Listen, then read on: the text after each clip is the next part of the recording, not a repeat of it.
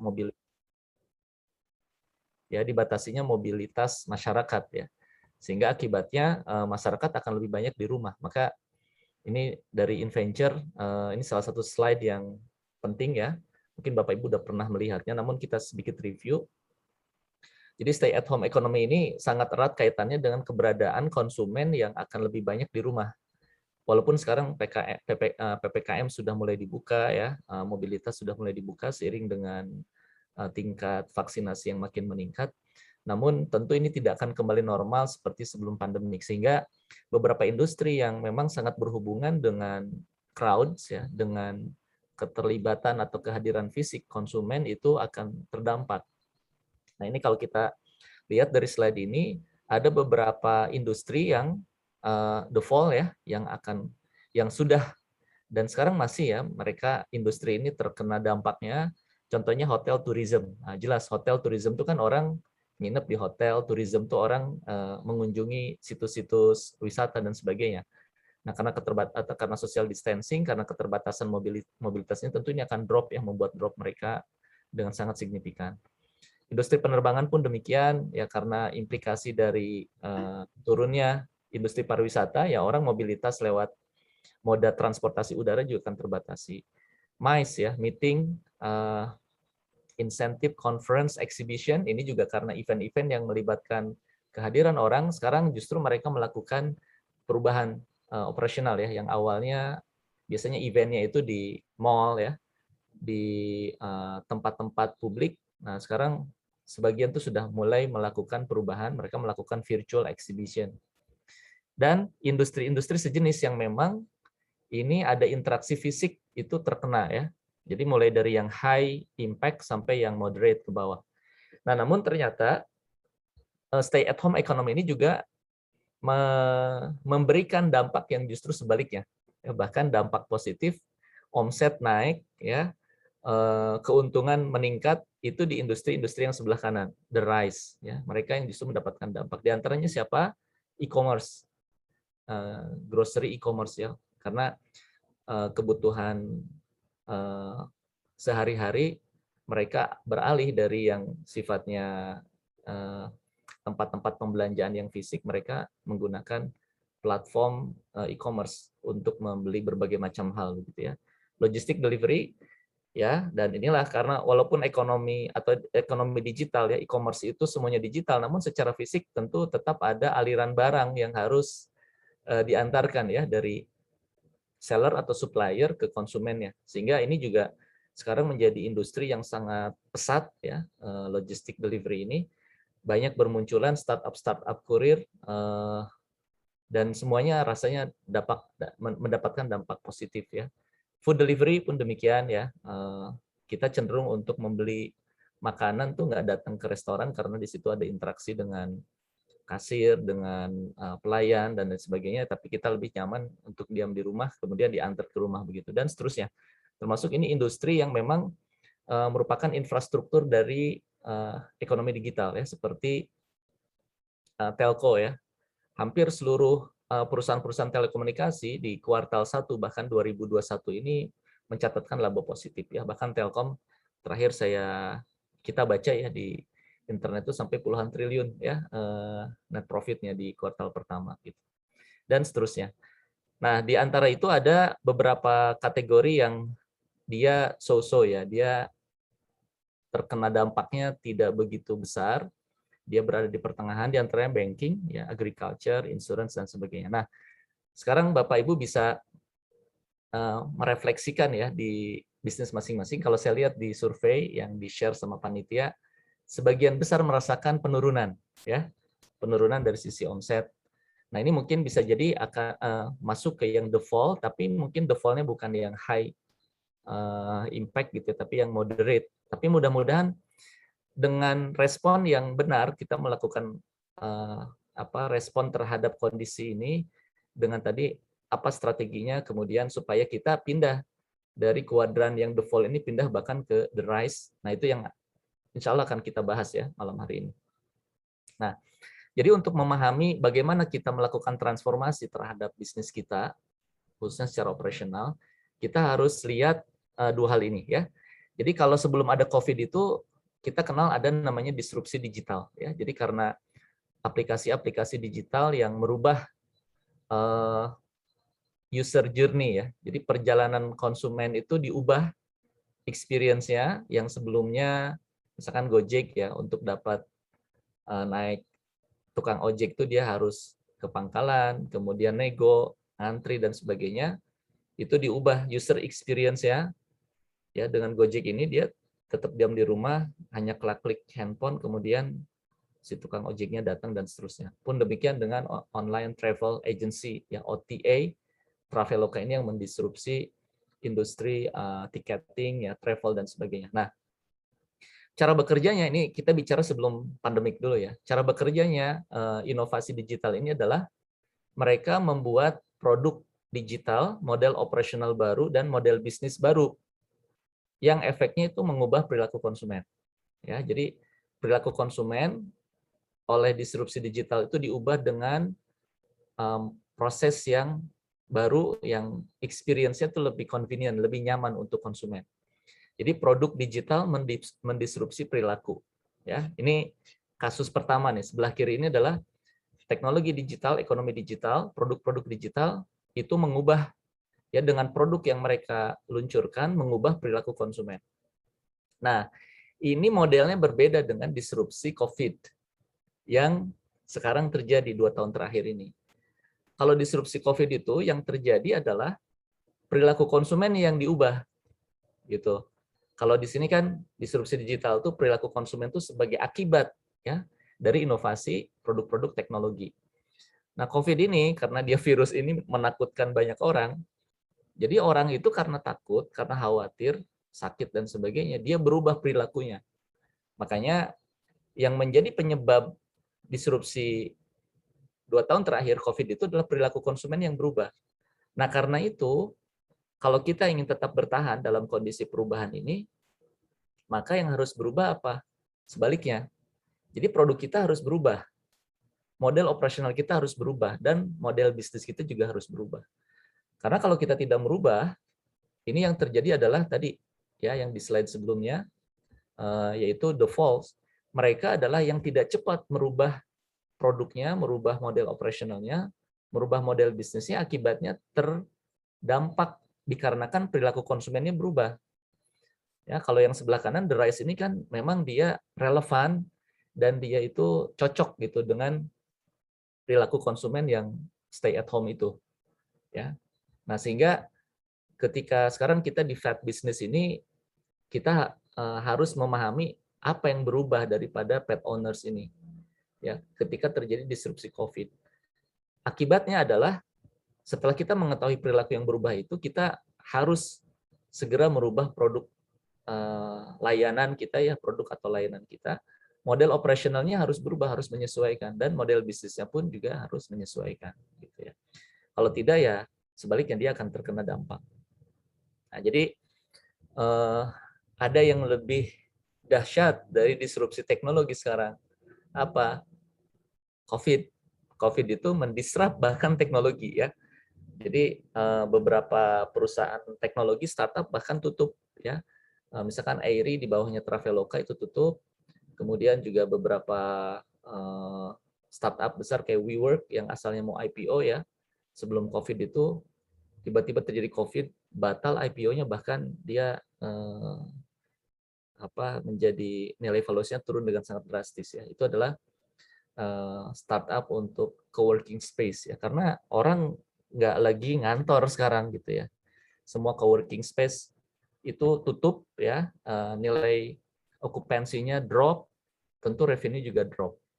Itu mendisrupsi beberapa produk teknologi yang memang tidak relevan dengan stay at home economy. Ya, jadi sekarang yang harus kita respon justru adalah perilaku konsumen akibat pandemik ya COVID-19 ini. Nah, apa? Nah, ini adalah inti dari presentasi saya malam hari ini. Ada 3, Bapak Ibu ya, yang harus kita lakukan. Pertama tentu memahami kebiasaan barunya, karena setiap industri ini tentu akan berbeda ya. Jadi kita tidak bisa mengeneralisir perilaku konsumen ini one fits for all, itu nggak bisa ya. Kita tentu harus melihat relevansinya, konteksnya. Kalau kebiasaan baru ini adalah kebiasaan baru pelanggan saya, klinik saya, ya, pet owners tuh kayak gimana ya setelah pandemi ini. Kebiasaan barunya seperti apa. Nah, yang kedua, ini yang mungkin akan saya perkenalkan, namanya pivot. Ya, ini memang istilah yang relatif baru karena ini ditemukan pertama kali di buku Lean Startup, tapi sekarang sudah banyak digunakan oleh perusahaan-perusahaan teknologi pendekatan ini, pivot ini. Nanti kita akan bahas. Dan yang ketiga, memang implikasi dari pivot dan dalam konteks sekarang disrupsi COVID ini, transformasi digital itu menjadi wajib karena salah satu cara dan satu-satunya cara ya sekarang yang secara efektif dan efisien kita berkomunikasi dengan pelanggan itu adalah media komunikasi, khususnya media digital dengan segala macam bentuknya. Artinya kalau kita belum punya, bagaimana kita akan berinteraksi dengan mereka gitu kan? Bagaimana kita akan berkomunikasi dengan mereka? Maka ini bagian ketiga nanti yang juga akan kita bahas ya. Oke, ini bagian pertama dulu. Tentu dalam konteks spesifik, Bapak Ibu tentu nanti perlu mencari ya berbagai macam referensi tentang bagaimana perubahan kebiasaan konsumen di industri hewan kesayangan ya, di klinik, di pet shop, dan sebagainya. Namun ini saya mau memberikan trigger saja bagaimana cara kita membaca perubahan perilaku konsumen lewat hasil-hasil riset konsumen dari beberapa kajian ya dari lembaga consulting yang cukup terpercaya gitu. Di antaranya McKinsey ini selama tahun 2020 tuh melakukan panel survei ya secara terus-menerus dengan jumlah sampel yang sangat reliable, cukup besar, dan temuannya ternyata memang ini align ya dengan tadi kesimpulan tentang stay at home economy itu. Jadi ada beberapa industri yang turun, ada yang naik. Kita lihat ini ya. Jadi ini kan skala Likert ya, bagaimana dia setuju atau tidak setuju tentang beberapa statement tersebut gitu. Jadi kalau kita lihat di sini, yang cukup sangat signifikan 80% ya responden itu mengatakan bahwa I have to be very careful how I spend my money. Jadi sekarang tuh orang-orang tuh semakin hati-hati terkait dengan pengeluaran karena ada ketidakpastian ekonomi gitu ya. Biasanya dalam krisis tuh orang-orang tuh lebih hati-hati ya, nggak begitu belanja barang-barang premium, kemudian dia betul-betul memastikan saldo ya, tabungan ya, cash on hand yang dia miliki itu cukup ketika terjadi berbagai macam hal yang dikhawatirkan terjadi ya, krisis ekonomi atau krisis keamanan dan sebagainya. Nah, termasuk di sini ya, uncertainty about economy is preventing me from making purchases or investment that I would otherwise make. Jadi kalaupun mereka mau ada penawaran investasi dan sebagainya itu betul-betul hati-hati. Mikirnya itu 2 kali lipat, 3 kali lipat. Ya. Dan seterusnya. Ini implikasinya COVID ini being careful about spending. Jadi mereka lebih hati-hati dengan masalah pengeluaran. Nah, yang kedua, kalaupun mereka mengeluarkan, ternyata fokusnya cukup berubah banyak ya. Yang naik itu grocery sama snack ya. Ini kategori makanan tuh justru naik. Mengapa? Karena mereka lebih banyak di rumah. Ya, di rumah kan ya mungkin nanti ini ada hubungannya dengan ini entertainment at home. Ini juga naik cukup signifikan. Jadi itulah mengapa industri telekomunikasi sama on-demand video seperti Netflix, Netflix, kemudian macam-macam lah ya yang TV kabel itu juga naik. Karena walaupun orang work from home, kerja itu artinya ada beberapa alokasi waktu yang biasanya mereka habiskan di jalan itu sekarang mereka gunakan untuk hal lain ya. Di antaranya untuk entertainment. Di rumah ya tentu sambil makan dan sambil snacking di sini. Ya, termasuk personal product, household supplies, non-food child product yang berhubungan dengan rumah justru naik ya. Jadi industri seperti apa home building materials ya, homemaking gitu ya untuk renovasi aksesoris rumah dan sebagainya itu naik karena orang diam di rumah cenderung untuk ya bikin rumahnya nyaman. Nah, termasuk saya yakin memang di sini pet services ini not available ya. Ini sayang sekali nih ya nggak muncul. Tapi saya yakin ini termasuk yang juga kena dampak lebih positif. Artinya orang karena sering di rumah, dia lebih banyak berinteraksi dengan hewan kesayangannya gitu ya. Nah, sehingga dia lebih memperhatikan kesehatannya, juga mungkin perawatan dan sebagainya. Oke, ini hanya mapping saja bagaimana hubungan antara online, ya, ini yang bawah itu, yang sumbu di bawah, sumbu X itu adalah orang yang melakukan secara online, sedangkan sumbu di atasnya itu adalah in-store. Kemudian yang sebelah kanan itu ini adalah yang mendapatkan dampak positif kenaikan. Ya, jadi entertainment tuh sekarang semakin online karena bioskop tutup, jadi orang nonton film ya lewat gadget secara online. Ya, non-food child products ini untuk perlengkapan anak-anak ya itu dibeli secara online. Ya. Apalagi kalau dia punya bayi, tentu dia nggak akan bawa bayinya keluar rumah ke baby shop dan sebagainya karena ada threat ya, ada ancaman kesehatan gitu. Ini bayi itu kan anak tuh apa ya, paling mereka sayangi, dilindungi gitu, tentu tidak akan sangat hati-hati. Nah ini memang di sini ada yang justru tidak dilakukan secara online ya, itu adalah tobacco sama jewelry ya, dan itu juga negatif karena kita lihat tadi dari slide sebelumnya, kategori ini kategori yang relatively premium ya, perhiasan, orang nggak cenderung hati-hati dengan pengeluaran. Nah, ini kita lihat juga aktivitas-aktivitas yang di rumah itu naik ya. Masak di rumah, remote learning, ya jelas ya, yang kuliah, yang anak-anak sekolah itu semuanya serba di rumah. Oke, jadi saya ingin mengatakan bahwa tahap pertama ketika kita sekarang merespon COVID ini dalam konteks apa yang harus kita lakukan dengan bisnis kita, itu adalah kita pahami kebiasaan baru. Dan nyata kita bisa ambil kesimpulan secara umum bahwa ya konsumen secara umum tuh lebih banyak menghindari interaksi dengan dunia luar, mengurangi ya, dan mencari berbagai macam media untuk bisa mendapatkan produk dan jasa itu dari rumah.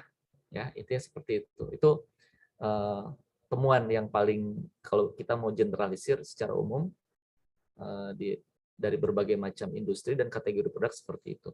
Nah, berikutnya yang kedua, tentu kan kita sebagai pelaku bisnis ya, pasti bertanya terus apa yang harus saya lakukan gitu ya. Saya punya klinik, saya punya pet shop, saya praktek, ada tren menurun, lantas apa yang harus saya lakukan? Nah, ini maka yang perlu kita lakukan adalah namanya pivot.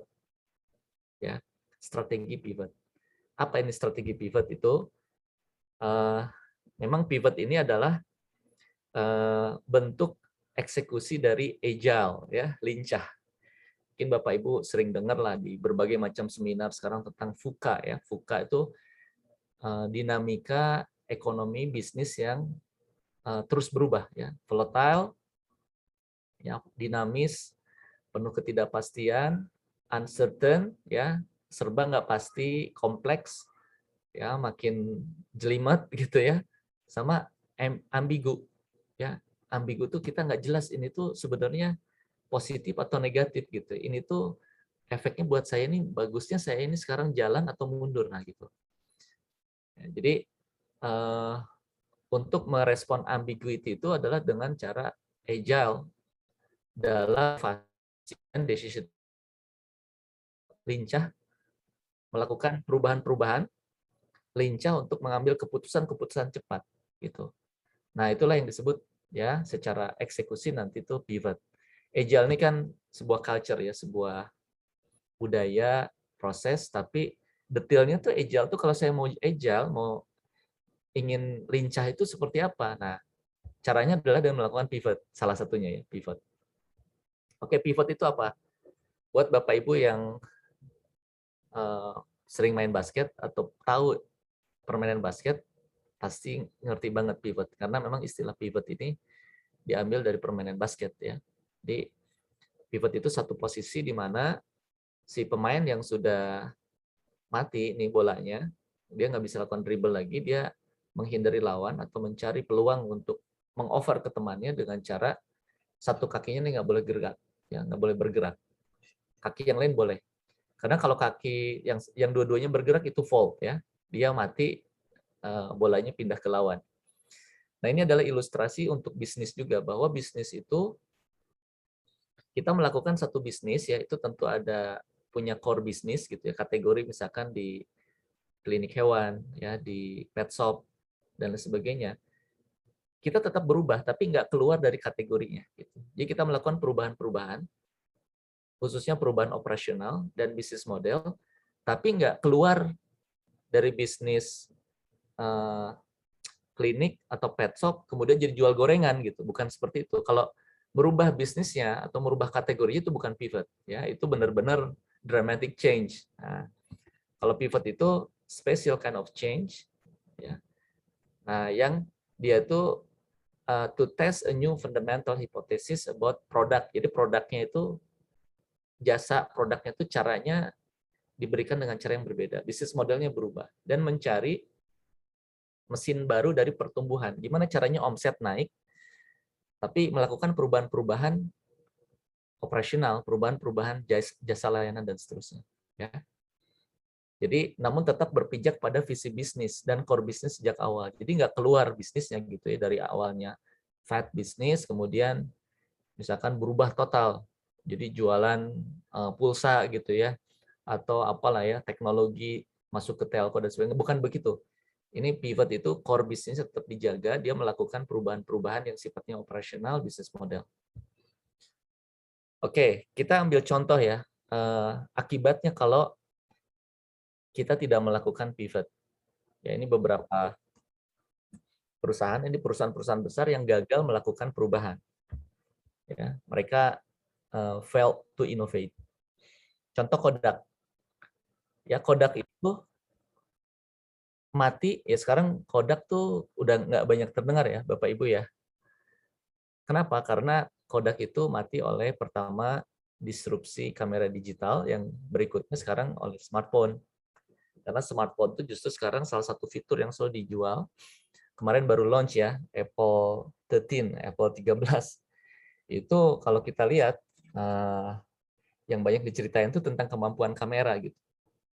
Jadi industri kamera Kodak, Fujifilm itu ini udah terdisrupt dengan industri smartphone. Nah, yang menarik adalah ternyata penemu kamera digital itu adalah orang Kodak. Jadi yang menemukan kamera digital yang membuat Kodak ini mati, itu ditemukan oleh engineer-nya Kodak. Cuman waktu itu ketika diusulkan, Pak, ya anggap aja ini kurang lebih seperti ini. Pak, saya udah menemukan nih teknologi bagaimana kita bikin kamera digital. Tapi kata Vice Presidennya, wah gawat ini kalau kita luncurkan kamera digital ini, kamera roll film kita ini bisa mati. Nah, jadi mereka yang tidak agile, tidak lincah, berubah, dan nggak mau berinovasi. Ya.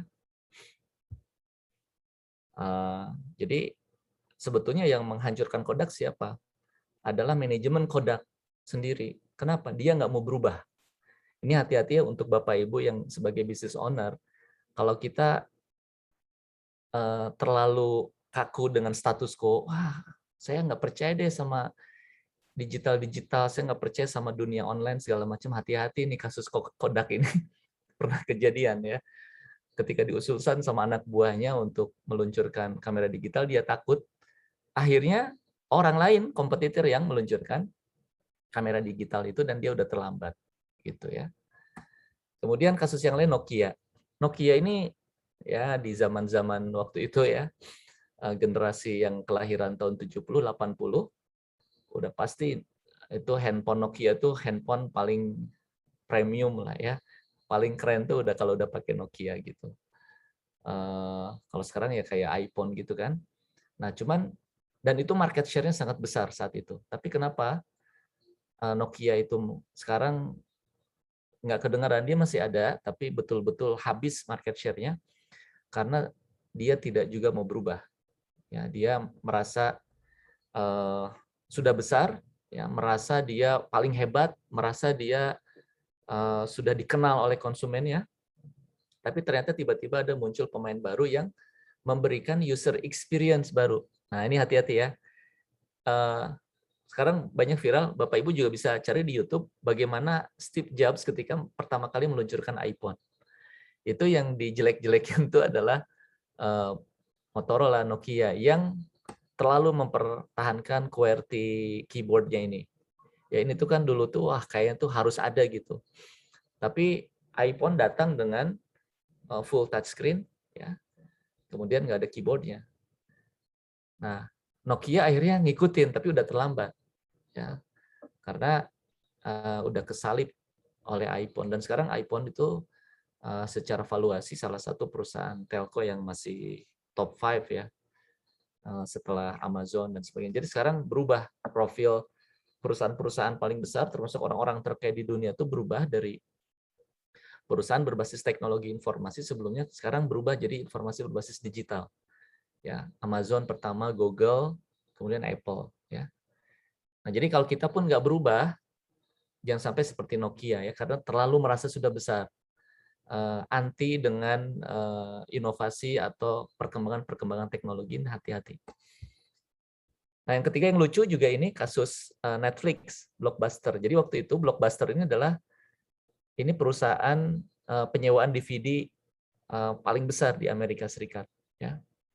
Jadi salah satu yang menarik adalah CEO-nya Netflix, biasalah anak startup gitu ya, dia propose a partnership to the former CEO of Blockbuster, namanya John Antioco ya. Dia datang, ya anak baru lah gitu ya, bawa teknologi. Bos, saya nih bikin teknologi nih platform untuk supaya orang tuh bisa nonton gini. Apa yang terjadi? The idea got turned down. He thought it was ridiculous.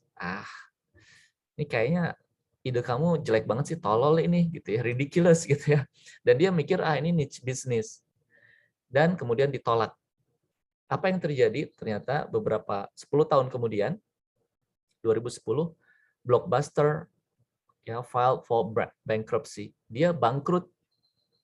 Blockbuster bangkrut, tapi sebaliknya Netflix nilai valuasi perusahaannya sudah 28 miliar US dollar ya. Nah, kata si CEO-nya, the internet didn't kill Blockbuster, the company did it itself. Dia menyadari bahwa yang membunuh bisnis dia tuh bukan internet, tapi dia sendiri yang tidak mau berubah dan menganggap kolaborasi itu sebagai sesuatu yang buat dia tuh dia mengecilkan peran-peran orang gitu ya. Jadi sekarang kalau kolaborasi itu, kalau nggak kolaborasi di zaman ini Bapak Ibu sekalian, kita nggak akan bisa menang sendirian lah gitu ya. Jarang. Sekarang kalau kita lihat beberapa perusahaan teknologi yang valuasinya tinggi ya, model Grab, Gojek itu sangat kental dengan kolaborasi. Ya, nggak jalan sendiri-sendiri gitu. Jadi model kolaboratif ekonomi ini menjadi ciri khas ekonomi sekarang gitu ya. Ini kasusnya. Jadi mengapa pivot itu penting? Karena kalau nggak melakukan perubahan, nggak mau kolaborasi, nggak mau menerima perkembangan teknologi baru, ini kisah-kisah pahit seperti Blockbuster, Nokia, dan Kodak ini jangan sampai terjadi sama kita. Ya. Nah pertanyaannya, oke, kalau tadi kan tentang pivot ini, kapan pivot itu harus dilakukan? Jika ya pivot itu dilakukan jika tren penjualan kita, revenue bisnis kita itu sudah flat atau bahkan turun. Jadi kalau dari survei, ini yang saya baca dari panitia, secara umum ya Bapak Ibu yang punya klinik, yang punya pet shop, ya apa yang kamu ketahui tentang pasar ini? Bagaimana pertumbuhan ya bisnis dan sebagainya? Ada yang baru mulai, ada yang stabil, fluktuatif, naik turun, ya lagi down, belum macam-macam ini ya, naik turun. Nah kalau bisnis kita Bapak Ibu modelnya itu flat ya, omsetnya tuh gitu-gitu aja, atau bahkan trennya turun, ini adalah alert ya, peringatan, warning nih. Kita harus melakukan sesuatu. Kalau kita diam, ya nggak akan berubah ya. Kita harus melakukan sesuatu supaya yang turun itu jadi naik, ya, yang flat itu jadi naik pesat gitu. Jadi kalau ditanya kapan pivot itu harus saya lakukan, lihat tren penjualan kita seperti apa, traffic dari customer kita itu seperti apa. Kalau turun atau flat, itu tandanya kita harus melakukan sesuatu. Ya. Nah, sebentar ya, ini ada beberapa, sebentar.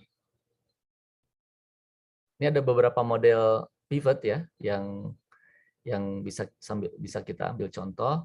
Di antaranya itu adalah, sorry ini saya buka dulu slide yang lain ya.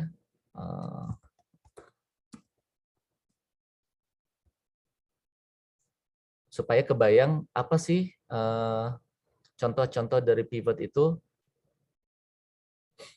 Ya, contohnya dulu yang dilakukan oleh Instagram. Jadi Instagram itu ketika launching itu nggak berkembang.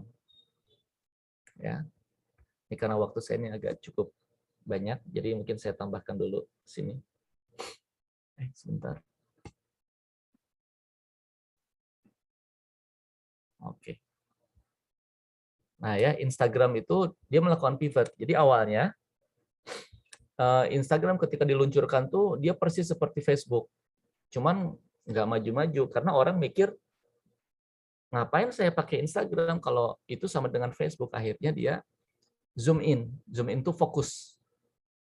Fokus hanya urusan medsos untuk foto. Ya. Instagram kan awal-awal demikian. Justru dengan ketika dia fokus, dia lebih banyak diminati sama orang. Ya. Kemudian ada namanya zoom out. Zoom out itu sebaliknya diversified. Ya, dari satu fitur kemudian nambah jadi fitur-fitur yang lain. Ya, ada misalkan Gojek ya, awalnya ride hailing hanya jasa pengantaran, kemudian dia jasa pengantaran makanan, pengantaran barang dan seterusnya. Air Asia pun demikian. Dia melakukan zoom out pivot. Dia membeli Gojek Thailand, kemudian dia masuk ke bisnis model seperti bisnis model Gojek, ya, jualan makanan, nganterin orang dan seterusnya. Nah, ada juga customer segment pivot, ya. Contohnya Marlboro. Marlboro itu ketika diluncurkan ini rokok untuk cewek, tapi ternyata yang suka cowok. Ya udah dia berubah. Jadi kita tuh jangan kekeh ya, Bapak Ibu sebagai bisnismen tuh pada akhirnya kita ini harus nurutin pasar konsumen. Karena istilahnya gini, kita ini harus nurutin orang yang punya duit. Bisnis kita itu kan berkembang karena dibayar sama konsumen. Kita nggak bisa maksa konsumen gitu. Kita harus menyesuaikan maunya konsumen kayak gimana. Nah, kita kemudian menyesuaikan ya. Nah, makanya customer segment ini contohnya Marlboro, Facebook awalnya hanya untuk aplikasi kampus karena banyak orang yang suka, ya udah. Jadi banyak dia aplikasi untuk siapapun. Yamaha Mio awalnya bikin motor matic untuk cewek karena cowoknya juga suka, dia bikin matic yang maco gitu. Yang penting kan ujung-ujungnya duit. Kalau bisnis itu lihat growth ya, growth revenue, profitability, traffic customer, tambahan akuisisi customer dan sebagainya. Nah, yang terakhir adalah ini yang paling banyak dan ini relevan untuk di kondisi sekarang, ini business architecture. Jadi yang berubah adalah model operasionalnya. Ya, Zara sama Louis Vuitton ini kan brand fashion yang sangat high end ya, premium.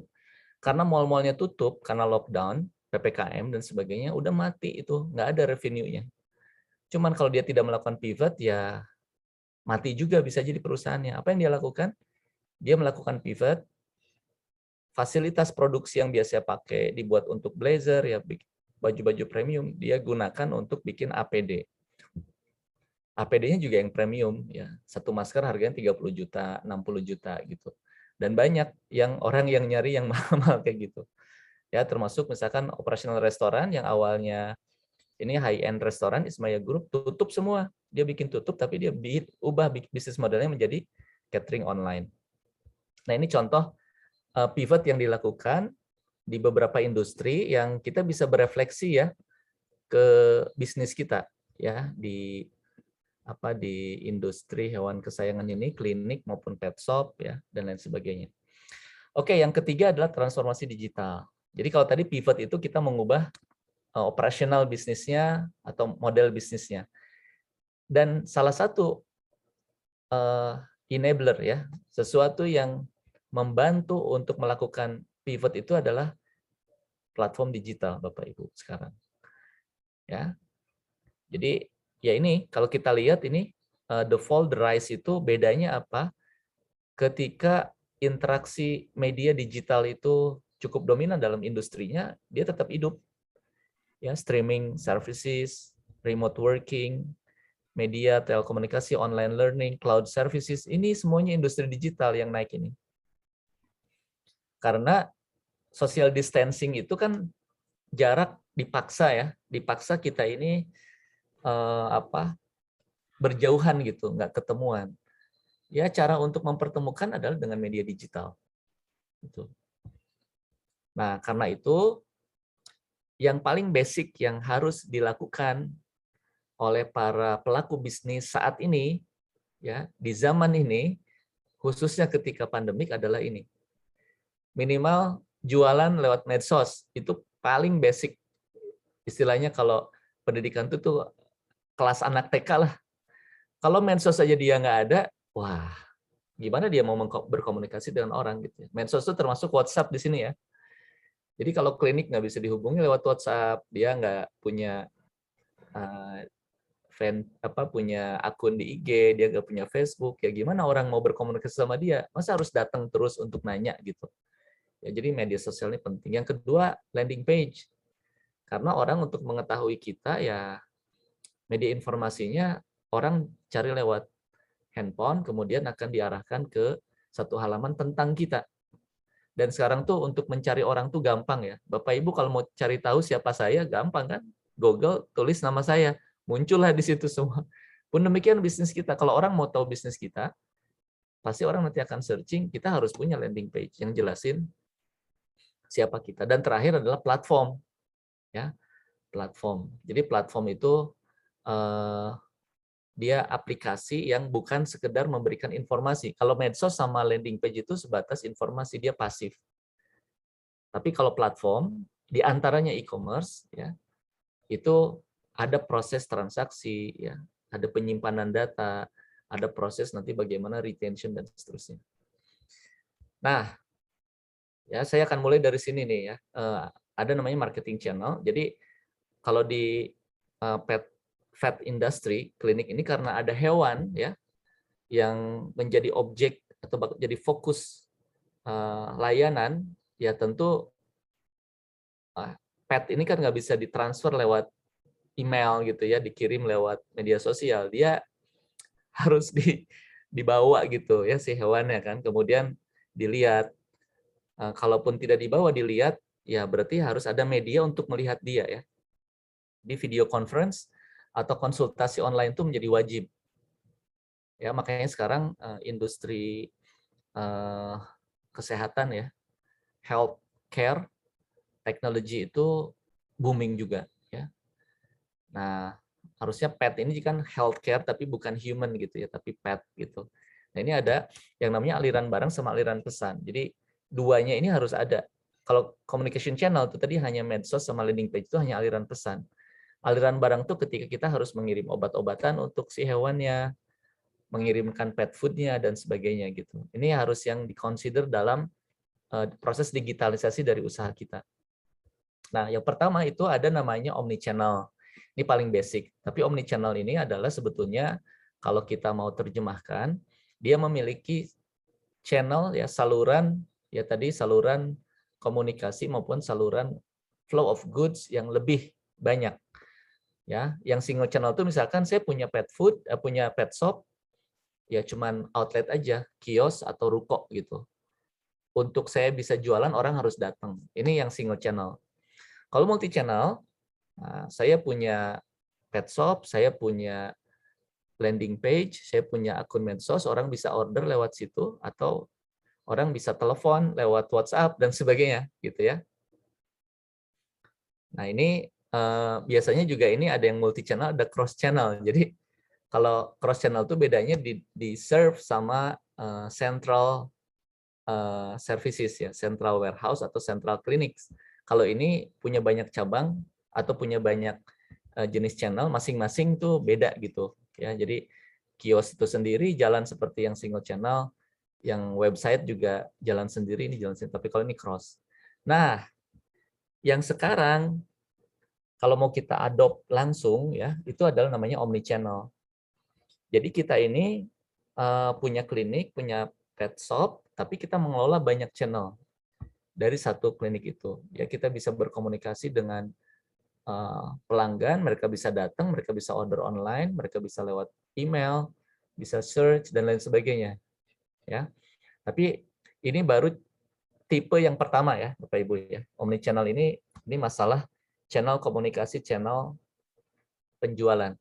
Nah, berikutnya ada yang namanya O2O, dan ini yang sebetulnya menurut saya paling relevan dengan bisnis vet, ya, khususnya yang punya klinik, Bapak Ibu, para dokter hewan yang melakukan interaksi langsung dengan pet owners.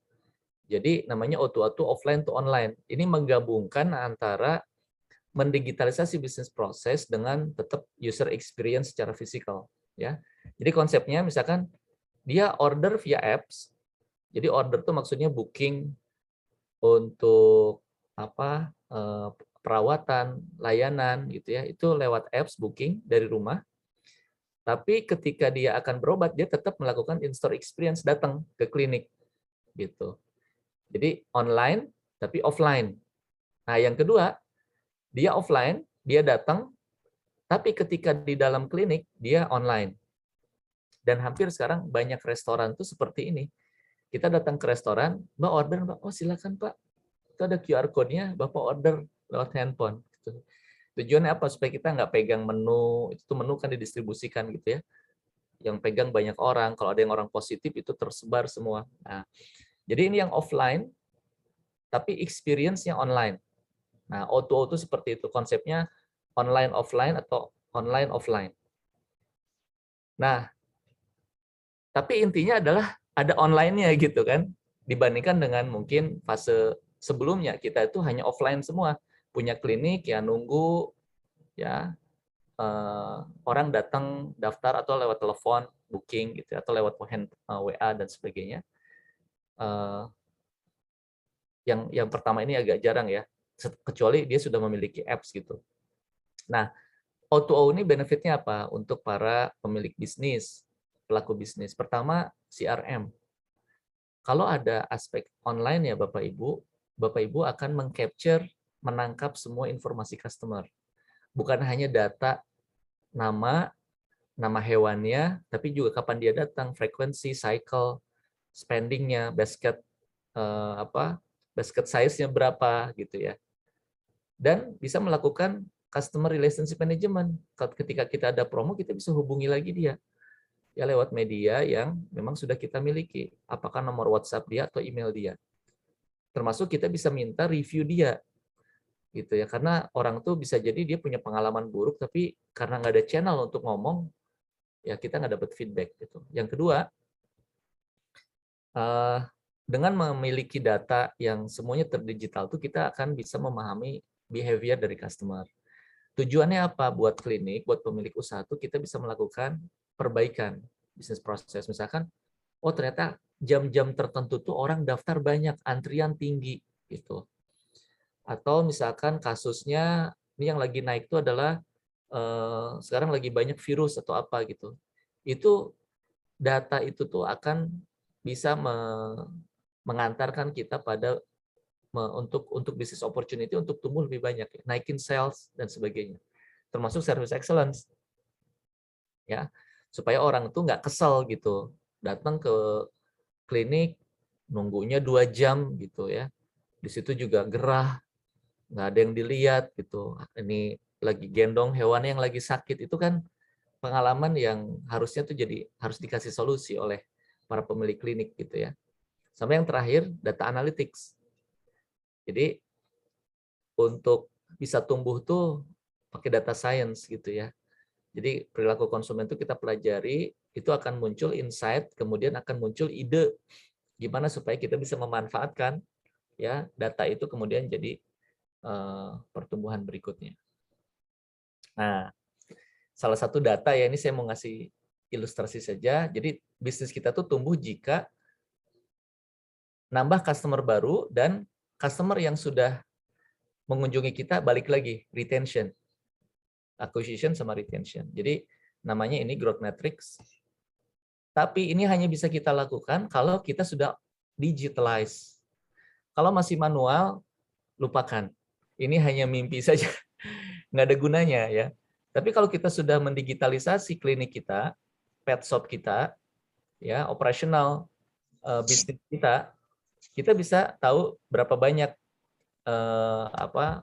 user yang baru, yang sudah transaksi, gitu, yang daftar, yang transaksi, dia yang repeat. Kita bisa tahu dia berapa kali sebulan, dia berapa kali setahun. Kalau dia setiap bulan datang, kenapa bulan ini belum? Ayo kita hubungi dia, gitu.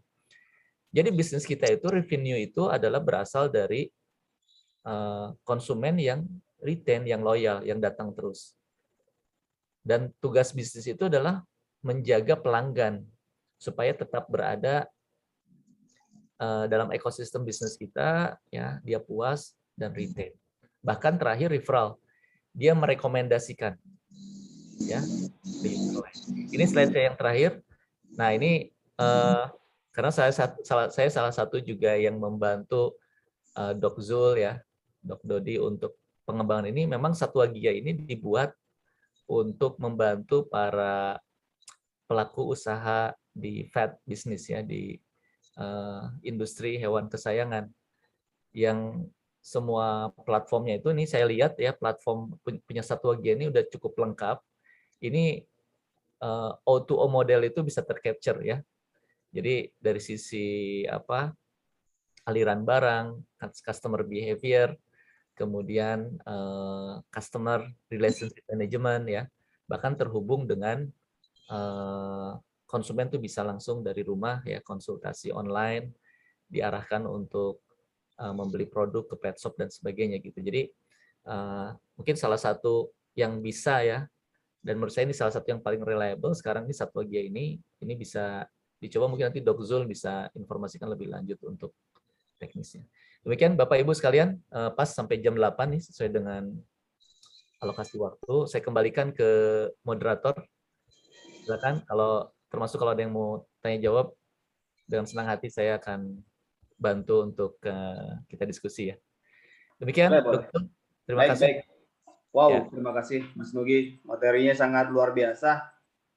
Mungkin bagi sebagian teman-teman di sini masih agak bingung gitu. Nggak apa-apa kalau bingung, nggak apa-apa, sampaikan aja bingung gitu kan. Mungkin ada istilah-istilah yang baru didengar gitu kan. Nah itu emang istilah-istilah yang lagi hits atau lagi booming di dunia ini, di dunia sekarang ini, di dunia teknologi atau di dunia digital gitu.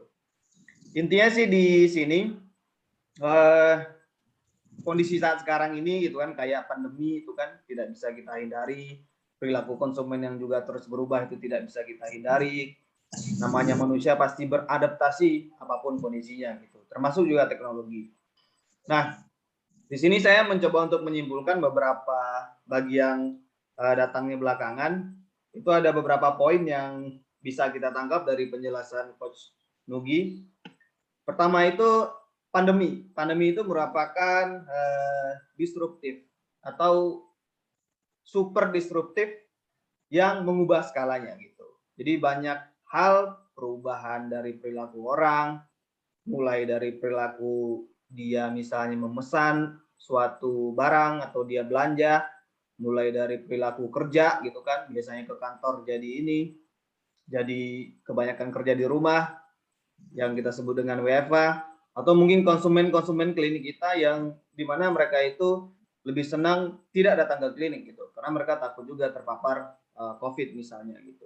Kurang lebih ketakutan-ketakutan itu akan ada terus, sehingga mereka lebih memilih untuk melakukan semua itu melalui teknologi yang bisa mereka gunakan. Dan bentuk simpelnya adalah mungkin mereka berkomunikasi lewat WA aja, atau mereka melalui telepon atau melalui aplikasi gitu.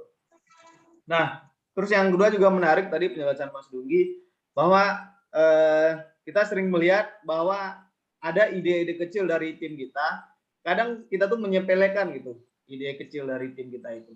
Mungkin karena kita sebagai pemilik bisnis, pemilik klinik atau pemilik pet shop, merasa kita sudah mengalami atau melalui asam garam kehidupan berbisnis di klinik, mulai membangun dari nol, berdarah-darah gitu. Jadi kita ngerasa, oh ini bisnis saya nih gitu kan, saya yang paling tahu gitu. Sampai akhirnya ketika ada tim kita, mungkin dia itu beda zaman sama kita, karena cenderung orang yang berbeda zaman itu ide atau masukan itu emang cenderung berbeda. Cara melihat sesuatu juga berbeda. Sehingga emang kadang ide-ide kecil dari tim itu, ide-ide kecil dari tim itu nanti yang bisa menentukan masa depan dari bisnis kita. Apakah bisnis kita itu melejit atau bisnis itu turun gitu. Sama seperti kayak perusahaan tadi yang blockbuster tadi itu, kalau misalnya dia menerima ide dari timnya itu atau dia mau kolaborasi, kemungkinan ya dia bisa bertahan gitu. Atau kayak Kodak tadi itu. Nah, otomatis emang mau tidak mau, kalau mungkin dari rekan-rekan kolega di sini semua sudah memiliki klinik atau pet shop, biar kekinian, biar tidak tergerus oleh kondisi ini, mau tidak mau harus merekrut orang-orang anak muda gitu. Karena mereka lebih mengerti tentang digital dan mereka lebih melihat sesuatu lebih sesuai dengan generasinya gitu. Tapi tidak menutup kemungkinan juga kalau misalnya rekan-rekan kolega di sini semua pengen belajar juga, itu tetap bisa nanti. Nah, di kita nanti di Satwagia Academy kita juga akan bikin acara kayak gini terus. Ini dari awalnya dari Mas Nugi tentang dunia marketing, tentang dunia digital. Kedepannya setelah webinar ini kita akan melakukan sesi-sesi di mana lebih ke arah teknis. Misalnya kayak tentang WA marketing misalnya, email marketing, terus juga gimana sih cara men-setting di lokasi klinik di Google gitu. Intinya sih gimana caranya orang tahu klinik kita gitu. Nanti kita adain sesi-sesi berikutnya. Melanjutkan bahasan Mas Nugi tadi, juga mengenai pivot. Nah, itu pivot itu bisa teman-teman lakukan ketika teman-teman di bisnisnya itu omsetnya sudah mulai menurun atau omsetnya itu sudah mungkin turun naik atau flat. Kalau naik juga tidak terlalu jauh, habis itu turunnya juga naik sedikit, turun jauh. Nah, itu mulai pertanda tuh mungkin harus berubah gitu. Terus oke. Oke, kurang lebih itu yang bisa saya tangkap dari penjelasan Mas Nugi tadi. Sudah ada beberapa pertanyaan nih dari teman-teman hadirin di sini semua. Ini nggak apa-apa. Pertanyaannya kalau misalnya agak sedikit di luar bahasan juga nggak apa-apa. Misalnya teman-teman nanya misalnya gimana sih caranya paid promote gitu. Misalnya gimana caranya endorse.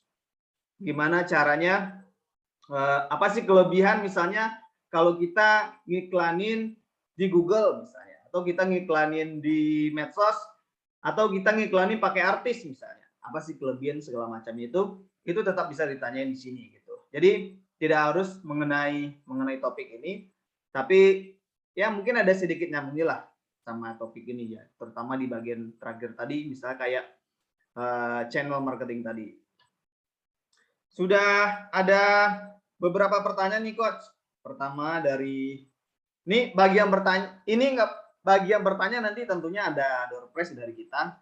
Kita akan pilih 5 orang penanya terbaik nanti oleh coach akan dipilih. Untuk door prize-nya itu tidak tanggung-tanggung. Pada malam ini kita kasih pertama itu free access buat Super App Satwagia. Super App Satwagia itu adalah platform untuk penerapan dari penjelasan Mas Nugi tadi, yaitu O2O, online to offline, dan online to offline, di mana di sini ada CRM-nya, terus ada juga nanti ERP-nya. CRM itu adalah Customer Relationship Management, yaitu gimana cara kita memanage hubungan kita dengan customer. Jadi hubungan kita itu nggak hubungan hanya sekedar urusan jual beli aja. Jadi lebih dari sekedar itu. Nah, mengelola itu di sana nanti di Super App Satwagia. Terus yang kedua ada ERP. ERP-nya ini adalah gimana cara kita ngelola stok barang itu. Jadi pengelolaan stok barang mulai dari pembelian, terus sampai penjualan, sampai buat mengecek ininya, mutasinya seperti apa. Jadi kita bisa tahu kondisi bisnis kita itu dari Super App Satwagia. Nah, terus yang kedua, door prize yang kedua nanti kita kasih itu kita kasih 3 desain logo klinik bagi yang belum punya logo klinik. Logo itu sangat penting sekali karena emang itu yang menjadi penanda klinik kita. Itu yang menjadi pembeda klinik kita dibanding klinik orang lain. Jadi kalau misalnya kita lihat ada logo ini warna kuning, ada anjing kucingnya, terus ada tulisan Satwagia-nya gitu. Orang langsung ingat, oh Satwagia itu apa? Satwagia itu adalah aplikasi gitu. Misalnya kalau orang lihat warna misalnya merah, kuning, biru, apa itu misalnya? Itu mungkin Indomaret misalnya. Jadi kurang lebih kayak gitu. Nah, jadi yang mahal dari sebuah produk itu sebenarnya adalah brandnya. Brand itu terwakili dari logonya. Makanya bagi yang belum punya logo, silakan ajukan pertanyaan aja. Misalnya, siapa tahu beruntung nanti kita bikinin logo buat klinik atau pet shop-nya. Gitu. Terus yang terakhir, door prize-nya adalah bagi yang aktif bertanya, terus yang mungkin juga beruntung, itu kita kasihkan satu box benang jahit PGA 910 namanya Fat Krill dari sponsor kita, terus cat catheter satu box, masing-masing satu box, jadi lumayan nominalnya. Oke, coach, kita langsung jawab satu persatu ya, coach. Iya. Oke, saya baca aja langsung biar efisien ya waktunya. Oke, boleh, silakan. Pertama dari Dr. Haraknas Pekanbaru nih. Apakah ada pengaruh dari sudut pandang konsumen untuk klinik plus pet shop atau dipisah? Mana yang lebih baik? Kalau saya sebagai, jadi biasanya gini ya, untuk jawab ini tentu perspektif yang digunakan adalah perspektif konsumen, karena pada akhirnya mereka yang akan bayar. Jadi ada yang namanya itu apa istilahnya itu complementary product ya. Jadi tentu konsumen akan lebih nyaman ketika dia membawa hewan kesayangannya berobat, dia akan dapat one stop services sama shopping experience gitu. Jadi kalau dipisah-pisah, berarti dia ke dokter hewan di sini, terus dia harus pindah lagi ketika dia harus beli pet food gitu. Jadi idealnya itu memang semua ada di satu tempat, ya. Nah, bagaimana kalau seandainya jadi bagaimana kalau seandainya saya sudah punya klinik ya, bagaimana kita berpikir kita bisa mengisi klinik itu juga ada beberapa keperluan yang basic dari customer kita gitu. Tentu mungkin yang fokus ke klinik, pet shop-nya berbeda dengan yang memang khusus ke pet shop. Atau sebaliknya yang sudah punya pet shop, berarti kan dia sudah punya customer baseline, orang yang beli pet food. Nah, kalau orang beli pet food tuh pasti punya pet kan. Nah, mungkin mereka juga berharap dapat layanan kalau seandainya di situ ada dokter hewan, itu bisa dieksplor gitu ya. Jadi sebaliknya yang dari pet food, yang sudah punya pet shop, punya baseline, dia coba pikir untuk dikaji ya, mengeksplor kalau diadakan layanan dokter hewan di situ. Atau sebaliknya, yang sudah punya klinik, tapi pet shop-nya belum optimal, itu diadakan. Jadi gabungan kedua layanan ini menjadi penting dari sudut pandang konsumen. Karena konsumen ya prinsipnya pingin sekali datang lengkap gitu ya. Dia nggak perlu repot pergi ke tempat yang berbeda untuk dapat dua layanan berbeda. Itu menurut saya. Kemudian untuk telemedicine di klinik hewan, bagaimana cara paling efektif? Karena susah melakukan telemedicine hewan tanpa memeriksa langsung hewannya. Ya. Jadi memang ini yang paling paham adalah dokter hewan, mengidentifikasi keluhan-keluhan apa yang memang bisa hanya diamati lewat telemedicine ya, lewat video conference atau lewat penjelasan si pet owners-nya. Ya. Nah, jadi memang perlu ada protokol SOP gitu ketika keluhan-keluhan, data-data keluhan atau hasil diagnosa berdasarkan informasi dari pet owners atau tampilan ya dari video itu tidak memadai ya, dan dokter hewan kurang teryakinkan untuk mengambil keputusan gitu ya, maka memang harus disarankan si pet owners itu membawa hewannya datang ke klinik untuk dilakukan observasi langsung begitu. Jadi tapi yang paling penting itu menurut saya adalah protokolnya ya. Karena ini terkait dengan proses pengambilan keputusan dari seorang dokter hewan. Tapi terkait dengan bahwa media konsultasi online itu sebagai media awal untuk pet owners berinteraksi dengan dokter hewan itu sangat valid, membantu pet owners untuk melakukan interaksi awal gitu. Karena bisa jadi ada gejala-gejala yang cukup dengan konsultasi online nggak perlu dibawa gitu. Seperti halnya kita manusia ya. Kalau gejalanya cuma demam, batuk-batuk, flu gitu ya, terus mungkin ada keluhan-keluhan berupa kulit seperti apa, difoto atau dilihatin ke dokternya, mungkin udah cukup selesai. Tapi ketika perlu identifikasi, cek darah, kemudian ronsen dan sebagainya, tentu lewat konsultasi online tuh nggak bisa memadai bagi seorang dokter melakukan tindakan. Jadi itu ya. Tapi bahwa adanya konsultasi online itu merupakan inovasi yang paling fundamental menurut saya di industri healthcare karena pertumbuhan dari beberapa platform healthcare untuk manusia ya sekarang banyak lah ya, itu pun meningkat dengan sangat pesat setelah ada konsultasi online. Bahkan bukan online, hanya sebatas chatting dengan dokter pun itu sudah sangat membantu bagi para customer atau pasien gitu ya. Nah, maka dalam konteks konsultasi online atau telemedicine di vet industry pun menurut saya itu menjadi hal yang fundamental, harus ada yang dimiliki oleh klinik. Nanti mungkin bisa dieksplor ke Dok Zul. Setahu saya Satwa Gia memiliki fasilitas itu, nanti mungkin bisa dimanfaatkan ya supaya kita bisa menjaga interaksi dengan customer baseline masing-masing klinik gitu ya. Jadi mereka nggak pergi kemana-mana, tetap dengan klinik kita. Begitu ya, Dokter Hardagnas, mudah-mudahan sedikit banyak memberikan pencerahan. Berikutnya ini dari Bu Teti ya, Bali. Bagaimana mengoptimalkan sosmed untuk penjualan? Jadi sosial media itu memang secara prinsip dia tuh bukan media untuk jualan. Dia itu ya namanya sosial media untuk interaksi sosial ya. Jadi lebih banyak informasi. Biasanya kalaupun jualan itu fungsinya kayak WhatsApp. Jadi nanti direct message, kemudian tektokan, ya, kemudian order, terus payment-nya gimana gitu ya. Itu kan masalah kepercayaan jadinya ya. Bayarnya, ngasih alamat pengiriman segala macam tuh, itu sosmed kayak IG, Facebook tuh fungsinya sama dalam konteks transaksi penjualan seperti WhatsApp. Karena yang akan digunakan adalah ya media messengernya gitu. Jadi namun kelebihannya sosial media itu dia memiliki kemampuan untuk me-reach out potensi customer yang besar. Tapi itu ketika di-boost dengan iklan ya. Tapi kalau organik tentu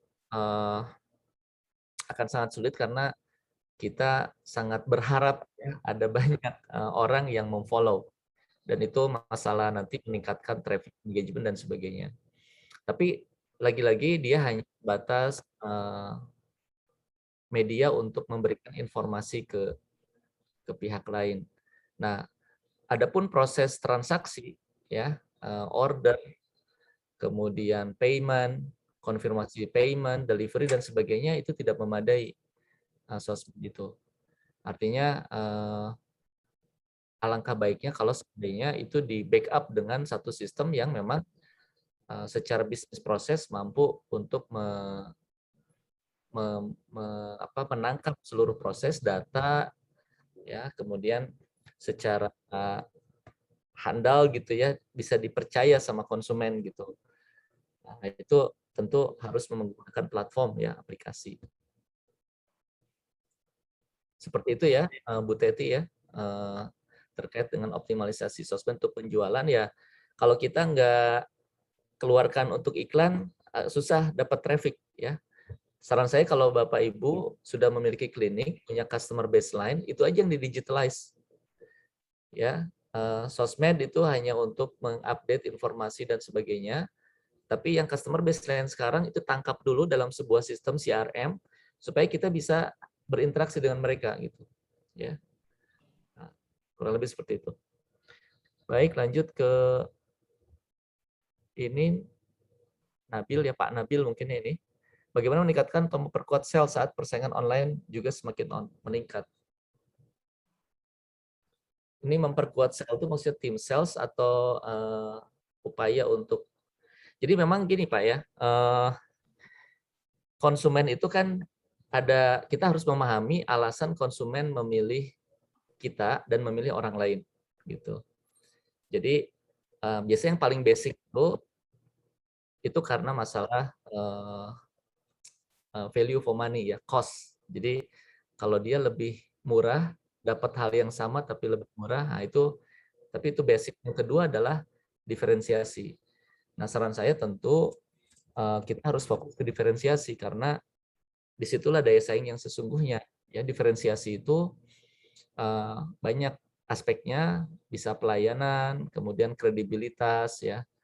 Kadang orang tuh mau bayar mahal, tapi benar-benar dia merasa diperhatikan gitu sama satu brand itu, gitu ya, sangat personal gitu. Kemudian juga lengkap. Nah, karena itu supaya layanan kita terstandarisasi, kalau hanya mengandalkan staff atau orang, itu cita rasanya bisa beda-beda.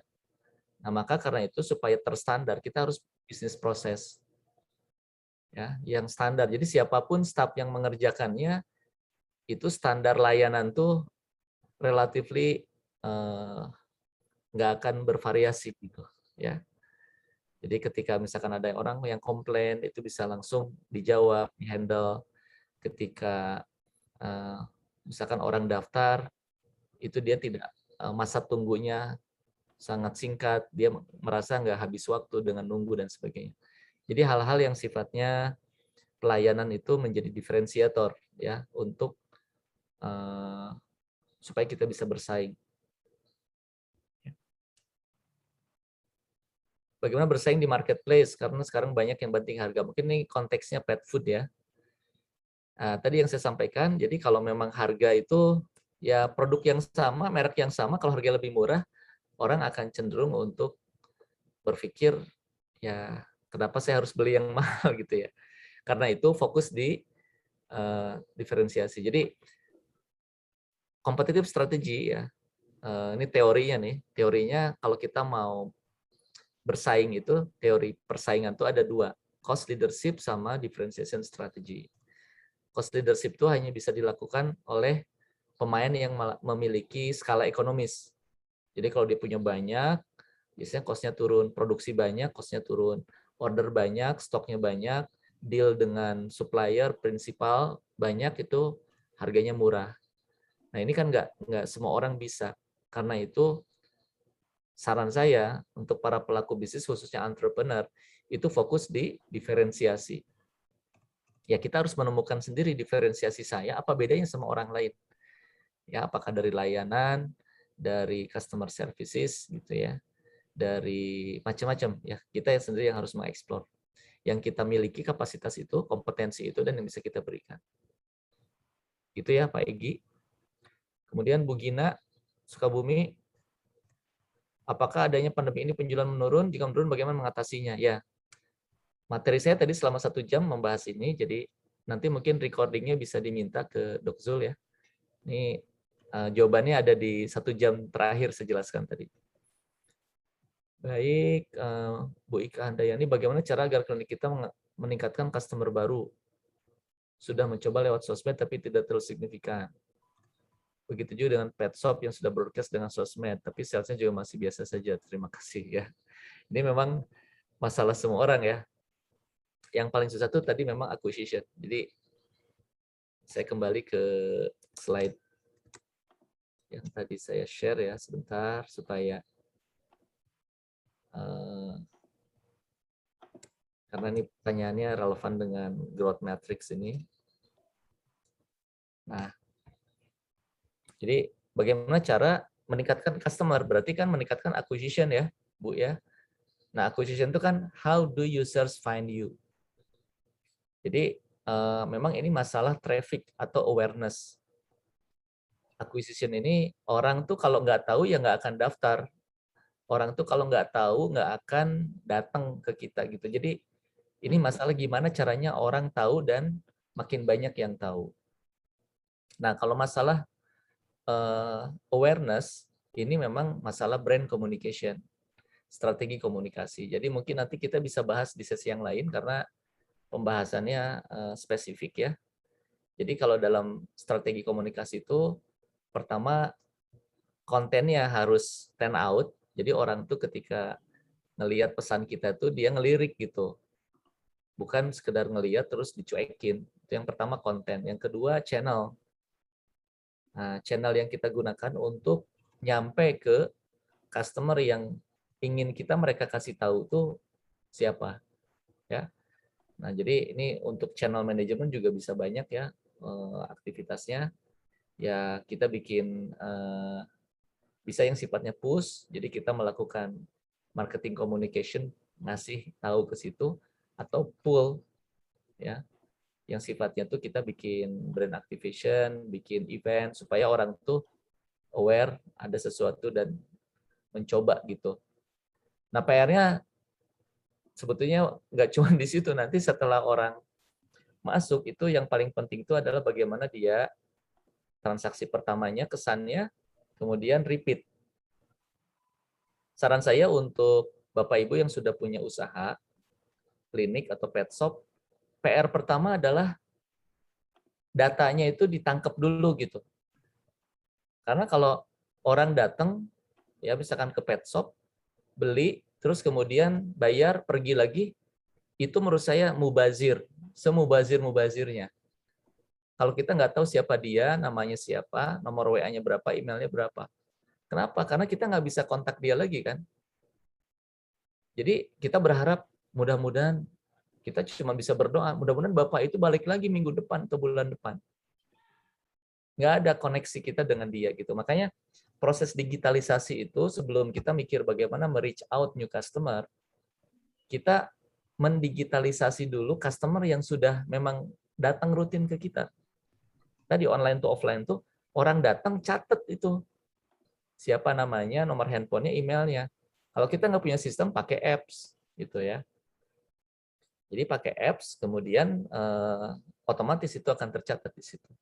Nah, setelah itu terrecord secara digital, ini bisa step berikutnya bisa kita lakukan. Ya, kurang lebih seperti itu. Jadi perjalanannya memang agak panjang, tapi kalau kita tidak memulai, kita tidak akan pernah sampai ke tangga berikutnya. Begitu ya, Bu Ika ya. Bagaimana maksimalkan sosmed untuk media promosi? Tadi saya sudah jawab untuk pertanyaan sebelumnya ya, mirip. Karena medsos itu hanya media awareness komunikasi. Ya, setelah orang tahu, perlu ada call to action, kan tujuannya dia beli kan. Nah, itu nanti ujungnya ya akan tektokan lewat messenger. Nah, jadi memang medsos itu jangan digunakan menurut saya, jangan mengandalkan hanya medsos untuk target ke penjualan. Itu hanya untuk sifatnya ke awareness saja. Memang harus di follow up dengan platform lain supaya karena nanti itu kan ordernya harus jelas, itemnya apa saja, kita harus ngeluarin invoice, kalau misalkan dikirim harus bukti kirim gitu ya, dan lain sebagainya. Jadi ya kalau hanya sebatas media promosi, dalam konteks membangun awareness, kalau kita punya budget ya iklan, tapi sekarang tuh udah sangat tidak efisien ya iklan di paid ads-nya media sosial tuh karena algoritmanya sudah banyak dan crowd-nya sudah sangat banyak gitu. Jadi kita perlu cara yang lain. Tadi kalau menurut saya mengoptimalkan customer yang memang sudah rutin datang ke kita itu ditangkap datanya, kemudian masuk ke CRM, ya. Nanti menurut saya lebih efisien customer yang sekarang itu kita jadikan untuk media dia merefer, ya, referral. Jadi dia mendingan alokasi budget untuk iklan di medsos itu kita kasih insentif untuk customer kita sekarang ketika dia bisa menghadirkan teman-temannya untuk datang, dia dapat voucher, dapat referral code ya, nanti dapat insentif, dan teman yang datang atas referral code itu juga dapat insentif, misalkan voucher pertama dan sebagainya. Sehingga ini menggunakan referral marketing namanya ya, itu akan lebih efisien, budget kita pun habisnya itu jelas gitu. Kalau di media sosial kita buang uang berapapun, 500.000, 1 juta, 10 juta pasti habis ya. tapi hanya sebatas awareness, karena belum tentu leads-nya itu ke transaction. Itu menurut saya. Kemudian, mana yang lebih efektif, FG, IG, Google Maps? Lagi-lagi ya, semuanya bisa efektif, tapi hanya sebatas itu informasi saja ya. Yang paling jauh lebih efektif itu adalah memaksimalkan referral marketing dari customer baseline kita sekarang. Gitu. Jadi kalau misalkan kita punya 200 customer, sekarang biasanya para pet owners tuh dia punya teman-temannya yang punya pet juga, punya komunitas dan sebagainya. Bayangkan dari 200 customer itu masing-masing bisa mempengaruhi 5 orang saja, reach-nya itu sudah 1000. Ya. Kalaupun kita kasih voucher ke orang itu untuk mereferalkan ke temannya, itu jelas gitu. Penggunaannya itu, voucher itu akan jadi cost ketika si orang itu datang ke klinik kita melakukan transaksi. Tapi kalau iklan, di Google, di FB, IG, ya duitnya tetap habis, tapi nggak jadi transaksi gitu. Traffic iya, orang tahu, tapi kan kita maunya nggak cuma sekedar awareness, tapi terjadi akuisisi, terjadi aktivasi, bahkan retention.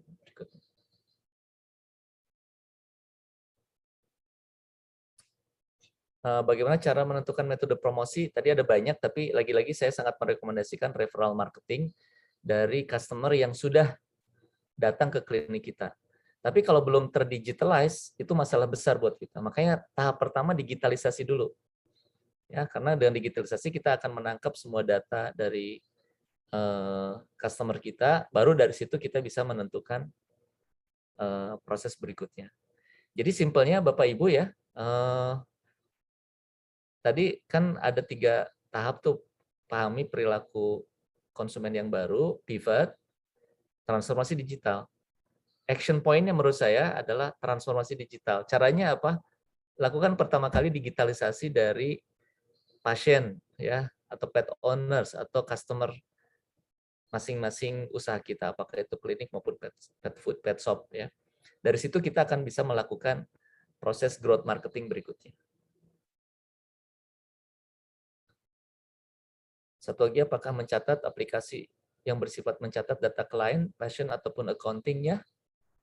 Setahu saya iya, tapi nanti mungkin ini yang jawab Dr. Zul saja ya.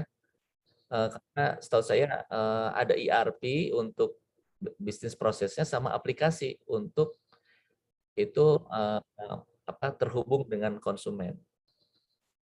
Baik, Bu Loisa, terima kasih insight-nya. Sama-sama Bu, bagaimana dengan rekam medis online? Ya, setahu saya ada juga ya di ERP-nya Satwagia ada rekam medis ya. Nanti silakan Dr. Zul mungkin dijelaskan lebih lanjut. Ya. Budget ideal untuk spot lini divisi marketing ya. Betul Bu. Jadi nanti kalau kita bicara tentang growth marketing itu kita harus punya namanya cost acquisition sama lifetime value. Ini nanti kita bikin webinar sesi berikutnya Dr. Zul ya terkait dengan ini karena bahasannya bisa sangat panjang Bu ya. Intinya uang yang kita keluarkan untuk mengakuisisi satu customer baru itu harus balik modal minimal 5 kali. Itu namanya lifetime value tuh. Gitu ya. Jadi misalkan untuk mendatangkan satu customer baru dengan referral marketing kita kasih voucher misalkan 20.000. Ya. Tapi ketika dia datang dia memberikan kita margin misalkan juga 20.000. Nah, itu berarti cost acquisition 20.000. Lifetime value-nya dia itu setelah yang kunjungan pertama dalam setahun itu dia akan berapa kali berkunjung, misalkan 6 kali ngasih keuntungan setiap kali datang 20.000, berarti dia kan ngasih keuntungan 100.000, itu 5 kali lipatnya lifetime value, itu worth it. Dan modelnya harus begitu, kalau bisnis itu jangan sampai kita banyak promosi nggak ngasilin revenue ya atau nggak untung gitu. Tapi yang paling penting itu adalah tadi kuncinya ketika customer baru itu datang, itu harus ditangkap seluruh datanya sehingga kita bisa membuat dia datang untuk kedua kali, ketiga kali, sampai kelima kali. Gitu.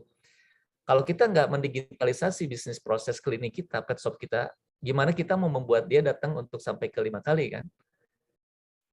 Ya, misalkan dia datang pergi gitu, waduh, gimana cara dia manggil lagi? Tapi kalau udah terdigitalize, nah itu akan sangat enak.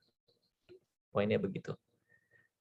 Baik, rasanya ini yang 2 terakhir, Dokter Fadila, bagaimana cara kita memberikan edukasi ke pemilik hewan bahwa pengobatan akan kurang efektif tanpa kita saja memeriksa secara langsung.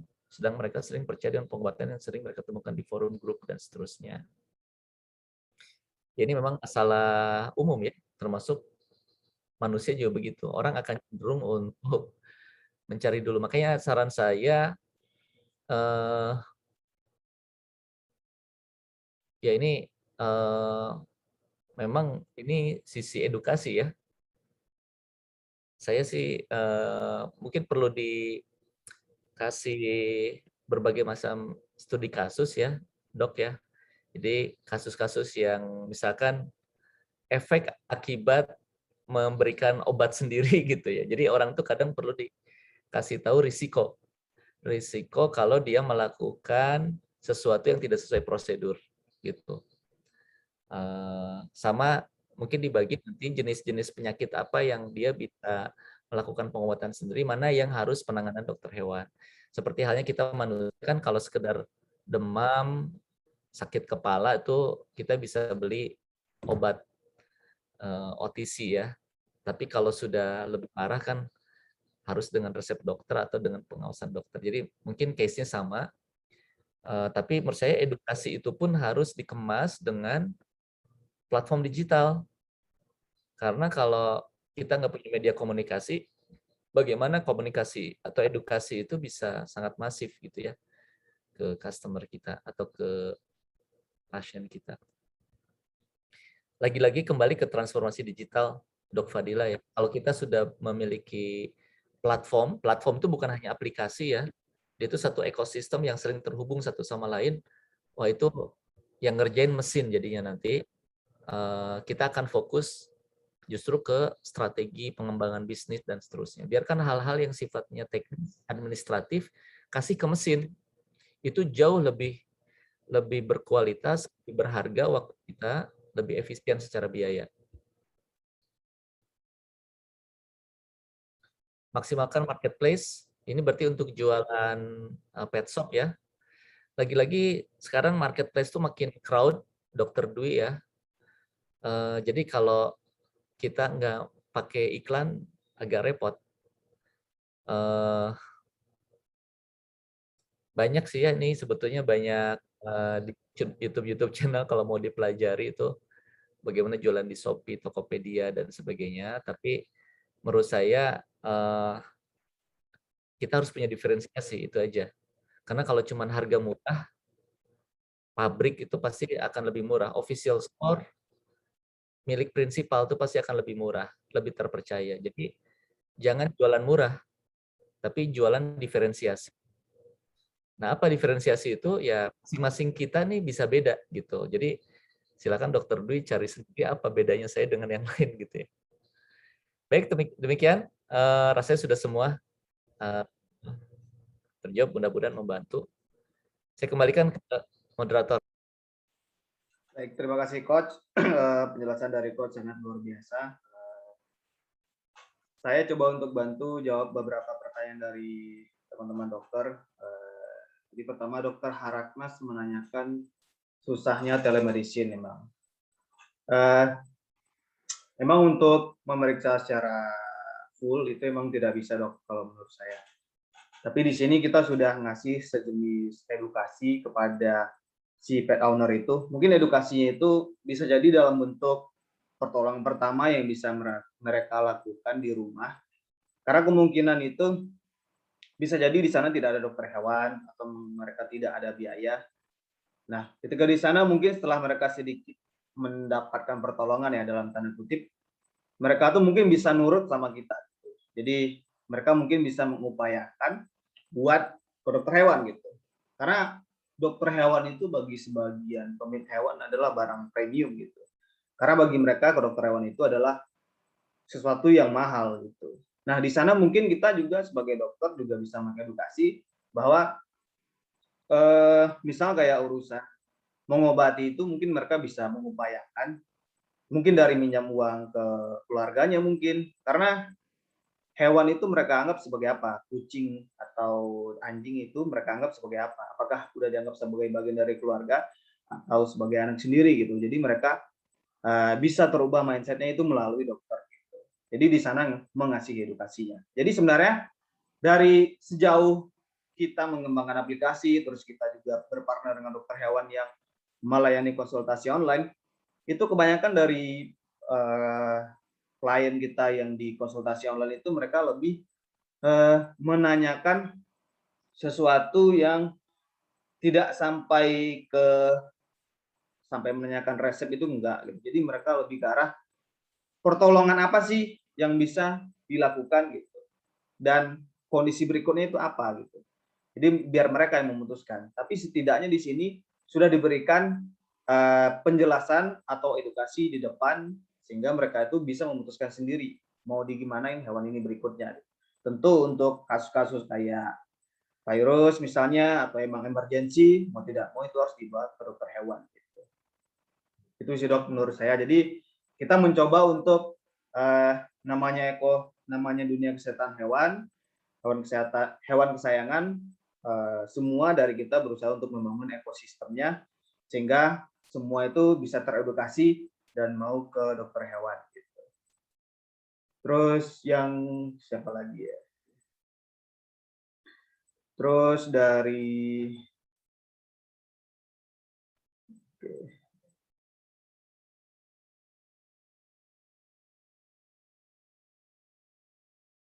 Nah, dari Ibu Aza tadi, apakah Sadwagi menciptakan aplikasi untuk mencetak data pasien, terus klien, dan akuntingnya? Iya, benar. Jadi kita bikin semuanya, data pasien, data klien. Jadi seperti yang sudah dijelaskan Coach, semuanya itu harus kita digitalisasi, karena itu yang menjadi aset dari klinik Ibu atau Bapak sekalian. Gitu. Nah, dari sana baru bisa dilakukan berbagai banyak hal. Mungkin mau di follow up, mungkin, atau mau ditawarkan promosi, mungkin, macam-macam nanti. Karena emang di dunia kesehatan hewan ini, klinik, pet shop, customer itu benar-benar sesuatu yang sangat berharga sekali. Karena market kita itu ya market, ya disebut dengan market, niche market. Jadi lebih ke arah hobi gitu, hobi dan lifestyle. Jadi tidak semua orang yang tidak semua orang punya hewan kesayangan dan tidak semua orang juga itu mau membawa hewan kesayangannya ke dokter hewan gitu. Jadi mereka emang growth, kalau yang saya lihat itu emang pertama itu mereka cenderung untuk mungkin kalau untuk memelihara kucing mungkin mereka pertama itu peduli dulu, dikasih makan dulu, mungkin dikasih makan nasi, dicampur ikan nasi misalnya, lama-lama mereka mulai belajar bahwa itu tidak bagus, mungkin dari berbagai edukasi ataupun webinar yang dokter lakukan, terus mereka mulai beli pakan mungkin ke pet shop, habis itu setelah di pet shop mungkin mereka dapat edukasi lagi tentang pentingnya kesehatan hewan itu, pentingnya grooming, pentingnya vaksin, pentingnya check up rutin, sampai mungkin pentingnya periksa darah. Gitu. Jadi emang customer itu emang bertahap gitu. Nah, dari sanalah, dari tahapan-tahapan itu kita harus menangkap mereka sedang ada di fase apa, sehingga bisa kita optimasi. Jadi sebisa mungkin ya mereka terikat dulu sama kita. Gimana cara terikat? Seperti yang sudah dijelaskan Coach tadi, ya kita harus punya datanya dulu gitu, sehingga kita bisa tetap berkomunikasi dengan mereka.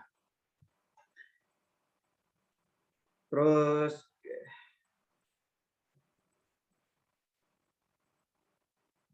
oke. Coach, kita mungkin ada sedikit bagi-bagi door prize, Coach. Ya, siap. Nah, untuk door prize kali ini kita bagikan pertama itu satu box Unicat catheter, ini cat catheter. Nah, ini buat klinik atau dokter, satu box. Terus yang kedua, door prize yang kedua itu adalah satu desain logo bagi yang tidak punya desain logo kliniknya. Terus yang ketiga itu tiga free access super website buat dia. Nah, itu coach silakan pilih 5 dari pertanyaan terbaik itu, dan mungkin biar lebih enak, mungkin untuk yang terbaik pertama mendapatkan itu coach, mendapatkan unique catheter tadi. Silakan coach pilih salah satu orang. Oh, baik, yang pertama tentu ini yang bertanya pertama kali dan pertanyaan juga bagus, Dokter Hewan Haraknas Pekanbaru ya. Oke. Selama Dokter Haraknas, dokter mendapatkan satu box unique catheter dari sponsor kita, yaitu produk Unicat Cat Catheter dari perusahaan TDV. Dokter Haraknas masih hadir? Oke, ada. Berarti nanti hubungi saya ya dok, buat pengiriman produknya. Terus yang kedua coach, buat desain logo klinik. Mungkin. Baik, ini juga pertanyaan yang bagus nih. Tapi ini mungkin relevannya buat yang belum punya desain ya. Boleh. Ini kalau pemenangnya udah punya desain gimana? Bisa ditukar nanti coach sama Oh, ini. ditukar. Teknologi. Oke, ini Bu Loisa. Pertanyaan juga bagus. Itu terserah hadiahnya apa. Bu Loisa, ini harus berapa orang? 5 ya? Yang kedua, buat logo 1. Enggak, saya harus milih 5 penanya terbaik kan? Ya, 5 pertanyaan terbaik. Ya, yang kedua Bu Loisa, kemudian Dokter Hewan Fadila, yang ketiga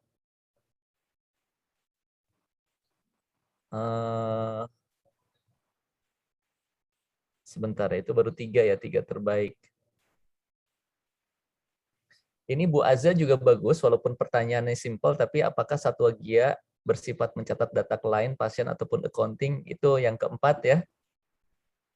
Kemudian sama Dokter Hewan Diah Purwita Sari, ya, yang bertanya tentang mana yang lebih efektif, FB, IG, dan Google Maps. Itu 5 orang penanya terbaik, Dokter Zul. Silakan di. Dokter Loisa, Dokter Fadila, saya lupa ya tadi, Dokter Loisa. Dokter Diah sama Bu Loisa sama ini Bu Azza. Bu Azza ya. Ya. Oke, sudah ada 5 orang pemenang. Oke, terima kasih. Selamat buat para pemenang. Terima kasih juga atas atensinya. Oke, selanjutnya karena masih ada beberapa door prize, yaitu 1 box benang Unicat, terus 2 desain logo klinik bagi yang belum punya desain logo, terus 5 free access super app Satwa Gia. Nah, di sini kita coba, ini yang beruntung nanti yang mengisi daftar hadir, saya coba spin roda keberuntungan. Ini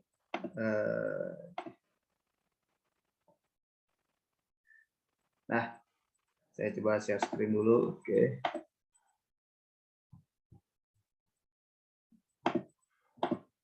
Ini nanti teknisnya nanti ada muncul nama, oke, namanya nama beneran ya, gitu. Jadi jangan pakai nama joki karena ini kita juga bingung nanti nanyanya. Terus yang kedua, kalau udah disebutkan namanya, tolong disampaikan hadir atau hadir dalam hitungan 5 detik misalnya. Kalau tidak ada, kita anggap hangus, jadi kita cari pemenang berikutnya. Pertama itu kita undi dulu buat yang pemenang ini. Pemenang 1 box benang. Oke. 1 box benang. Screen-nya udah ada ya. Oke. Ini nama-namanya udah ada sini semua bagi yang isi daftar hadir. Ini mohon maaf nih kalau yang tidak isi daftar hadir tidak ada di sini. Dan buat yang sudah menang sebelumnya, mohon maaf juga tidak bisa menang 2 kali karena biar kebagian sama yang lain juga. Oke, kita mulai aja.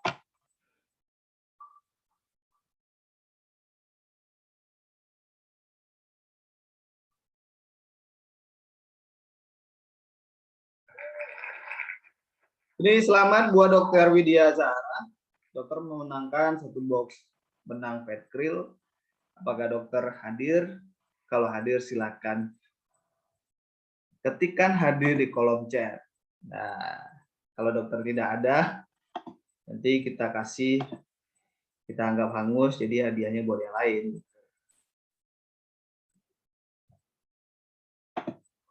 Dokter Widya, apakah masih ada? Kalau tidak ada respon, kita hitung 1 sampai 5 ya. 1, 2, 3, 4, 5. Oke, mohon maaf ya Dokter Widya. Sepertinya Dokter Widya sudah cabut duluan. Aduh, sayang sekali ya. Lumayan satu box benang.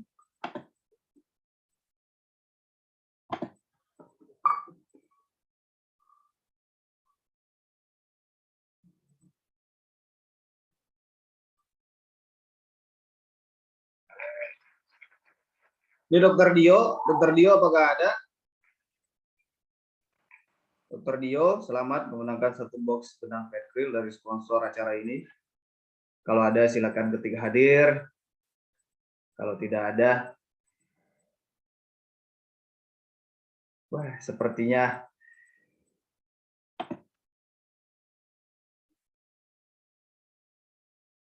halo Dokter Dio, apakah masih di tempat?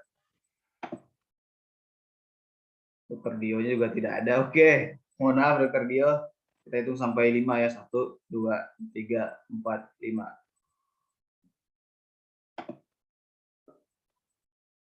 Oke, tidak ada ya. Mohon maaf. Kita remove. Oke, kita lanjut lagi.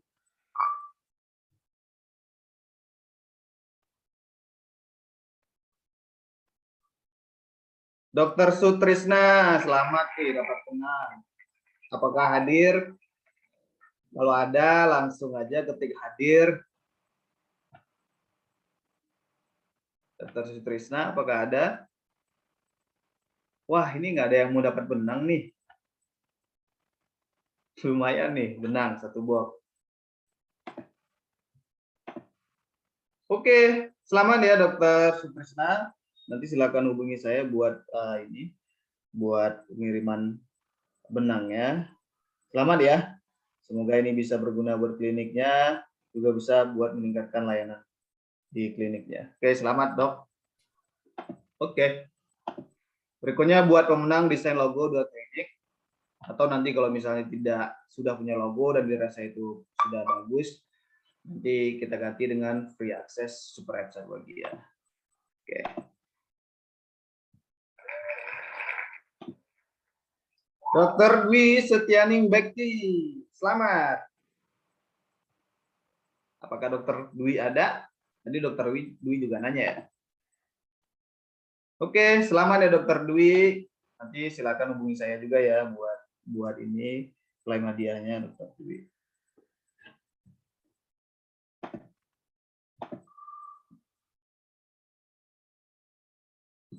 Kita masih ada beberapa hadiah. Silakan tunggu.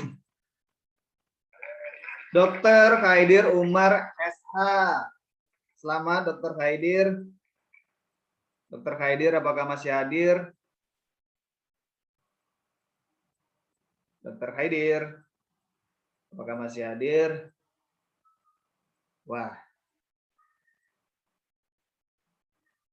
Wow.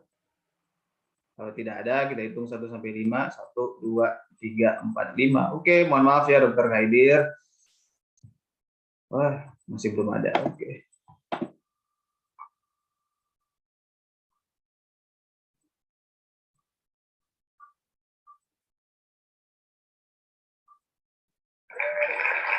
Dokter Muhammad Ridwan. Apakah hadir Dokter Muhammad Ridwan?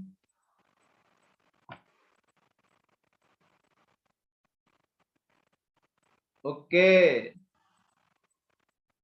Oke, selamat ya Dokter Muhammad Ridwan. Nanti silakan hubungi saya buat klaim hadiah ya.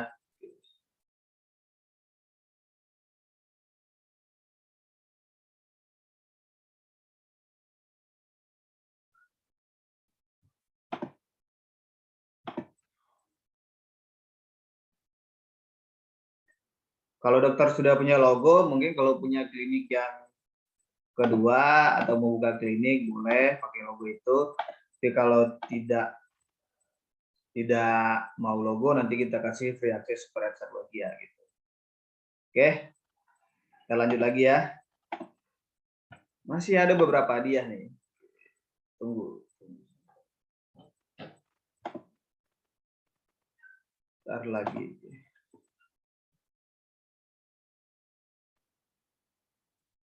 Oke, ternyata masih.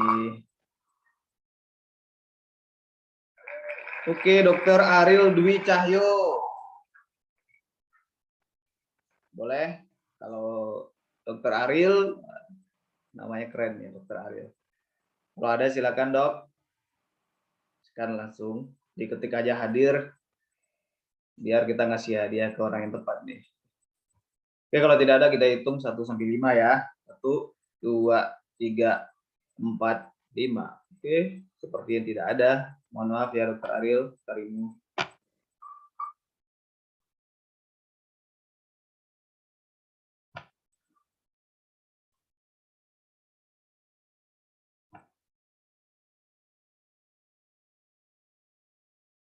Wah, ini siapa nih?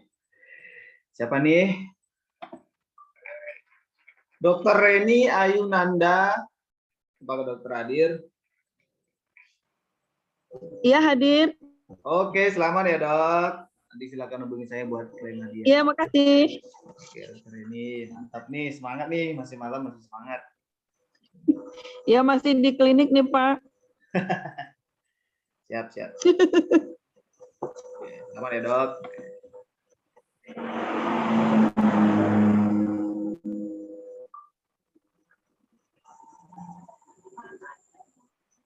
Dokter Teti. Dokter Teti apakah ada? Dokter Teti, apakah masih ada?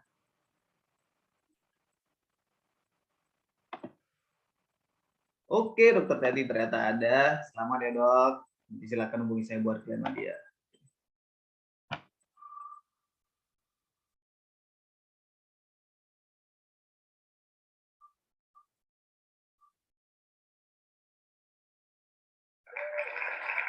Dokter Francisca Romana, yaitu hadir dok. Kalau hadir boleh langsung. Hadir. Oke, selamat ya dok. Ya, terima kasih. Dokter Francisca.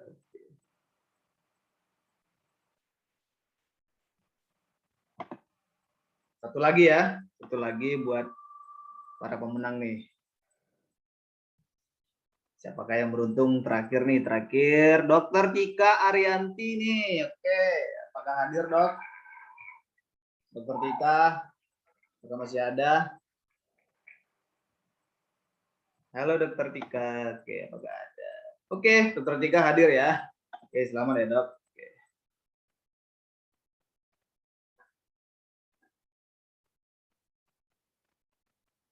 Oke, oke, itu untuk pemenang. Berpresnya cukup sampai segitu. Terima kasih buat para pemenang. Nanti silakan hubungi saya. Nomor saya itu ada yang di broadcast link webinar ini. Dokter Ijo, silakan hubungi buat ini, buat klaim hadiah. Terus nanti kalau bagi teman-teman nanti yang butuh konsultasi nanti bisa ke coach atau ke saya terkait dengan marketing, digital marketing ataupun terkait dunia teknologi gitu. Nah, coach terima kasih banyak ya coach buat sharing malam ini. Alhamdulillah nih coach ya. Alhamdulillah para peserta tersadarkan mungkin ya dengan kondisi saat sekarang ini. Mungkin ya selama ini mungkin para pemilik klinik atau mungkin kita semua di sini karena klinik masih untung gitu, klinik masih stabil, tim masih stabil gitu kan. Akhirnya kita lihat semua aman-aman aja. Padahal di luar sana itu ada sesuatu yang bisa mengancam kelangsungan bisnis kita. Nah, sebelum itu terjadi, makanya coach tadi ngasih materi sehingga bisa membangunkan kita dari mimpi indah kita gitu. Nah, oke, bagi para peserta di sini yang mau memakai sistem Super App Sarwagia bisa juga kontak saya atau Mas Fidal untuk kita akan bisa adain demo demonya online. Terus kalau bagian Jabodetabek mungkin bisa kita samperin gitu. Super App Sarwagia ini akan sangat membantu bisnis klinik dokter hewan karena kita di sini sistemnya kita bikin ada aplikasi buat pemilik hewan, terus aplikasi juga buat di klinik. Semua orang yang ada di klinik itu punya akses masing-masing. Terus juga nanti juga ada aplikasi buat owner klinik. Jadi saling terhubung sehingga kami menyebut diri kami sebagai Super App Sarwagia gitu. Nah, di semua nanti akan tersimpan data dari klien, data dari pasien, data transaksi, data penjualan, dan yang paling penting sekali bagi dokter adalah medical record tentunya. Sama mungkin pengelolaan rawat inap ataupun penitipan nanti. Nah, semua ada di Super App Sarwagia. Dan kelebihannya di kita juga bantu buat mencarikan new customer, dan tentunya kita juga membantu untuk mempertahankan customer yang sudah ada atau customer yang sudah loyal sama dokter. Caranya bagaimana? Caranya itu sangat kita beriklan tentunya dengan strategi-strategi yang diarahkan oleh Coach Heri Nugraha. Terus kita juga bekerja sama dengan komunitas-komunitas pecinta kucing. Terus juga nanti kita juga memberikan cashback dalam bentuk poin sangat besar sekali. Dalam promo bulan ini kita berikan cashback tiap pembayaran menggunakan dompet digital aplikasi ini. Kita kasihkan ke customer itu cashback sebesar 35.000 poin, dan cashbacknya itu bisa mereka gunakan buat transaksi berikutnya, transaksi kedua. Jadi dengan 35.000 itu mereka bisa buat bayar grooming misalnya, mereka bisa buat bayar check up misalnya, tapi bisa digunakannya buat transaksi kedua. Artinya itu adalah customer pertama tadi itu akan datang lagi ke tempat dokter gitu, dan disupport sama kita gitu. Jadi itu cara kita membantu klinik-klinik dokter semua biar lebih growth, biar lebih tumbuh, biar lebih oke gitu. Jadi daripada dokter pusing-pusing nge-hire orang atau tim baru buat mengelola marketing dan digital marketing, mending lebih baik berkolaborasi aja sama kita biar semuanya bisa lebih terakselerasi dan lebih cepat nanti growth-nya di klinik dokter. Dari saya cukup sekian, mohon maaf kalau ada salah kata, salah ucap, salah apapun lah, salah ekspresi mungkin, mohon maaf gitu kan. Di sini kita mencoba untuk sharing, semoga bisa ada manfaat. Dan saya mengucapkan terima kasih kepada Coach, kepada Haridin, dan saya balikin lagi kepada Mas Idal sebagai MC acara hari ini. Yuk Mas Idal, thank you. Baik, selamat buat para pemenang. Untuk hadiah bisa langsung diklaim ke Dok Ijul aja. Semoga webinar malam ini memberikan manfaat bagi dokter dan teman semuanya. Sarwagia Academy akan hadir lagi di bulan depan, yaitu bulan Oktober. Ditunggu ya infonya. Saya Idal, mewakili semua tim yang bertugas, meminta maaf jika ada kesalahan dan kekurangan. Sekian dari saya. Selamat malam. Terima kasih semuanya. Ya, malam juga. Makasih, Pak. Terima kasih.